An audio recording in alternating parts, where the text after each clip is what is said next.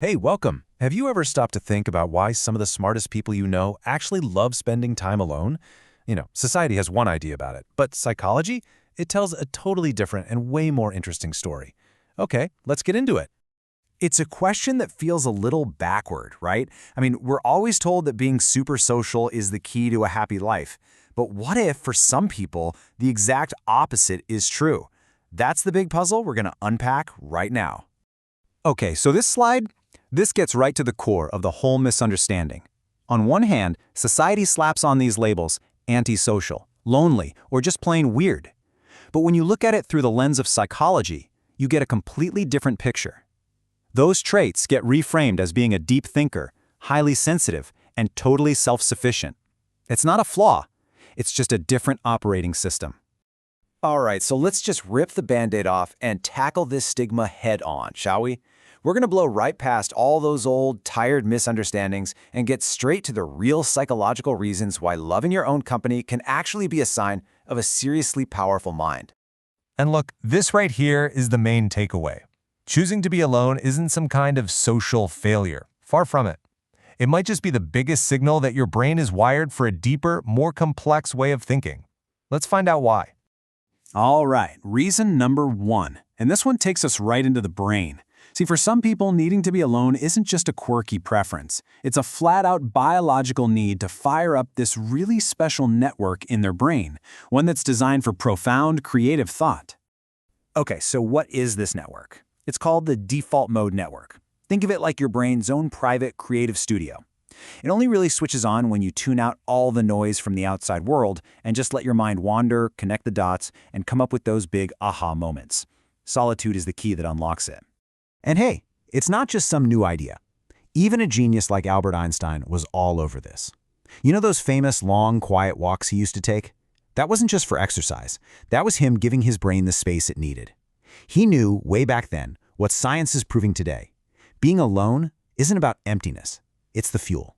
And if you want some hard data, we've got it. So get this, a study in the British Journal of Psychology found something pretty wild.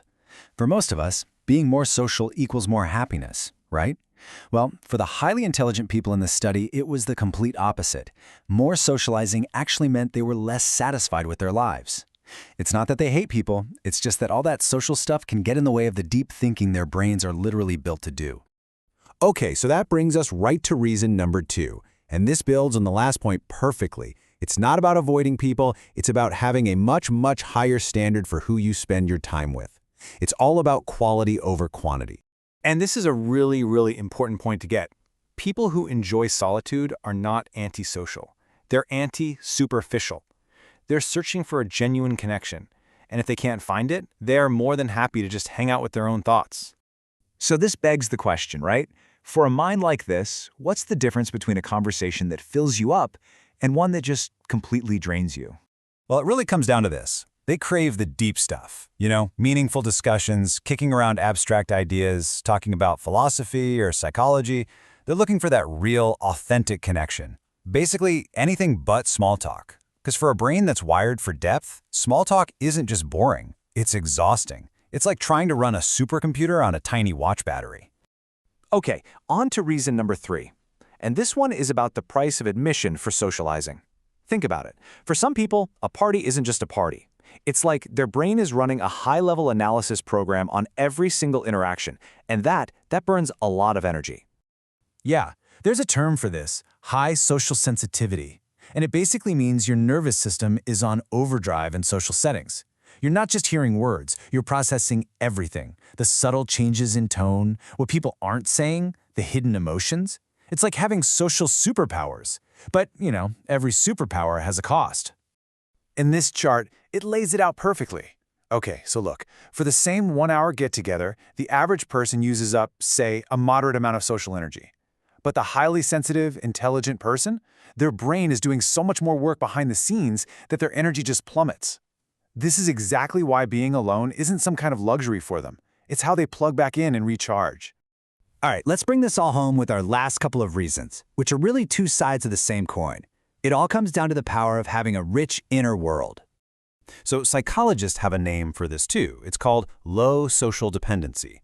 And all it really means is that you can find your own validation, your own entertainment, your own sense of being okay from inside yourself. You don't need a crowd or a bunch of likes to feel whole. Your own mind is interesting enough. And that self-sufficiency leads us right to the fifth and final reason. You know the quiet person in the corner at a meeting or a party? Don't mistake that for being shy or disengaged. That's the strategy. It's called active observation. They're listening, piecing things together, seeing the dynamics that everyone else is too busy talking to notice. They're often learning way more by observing than they would by trying to be the center of attention. So let's zoom out and look at the whole picture now.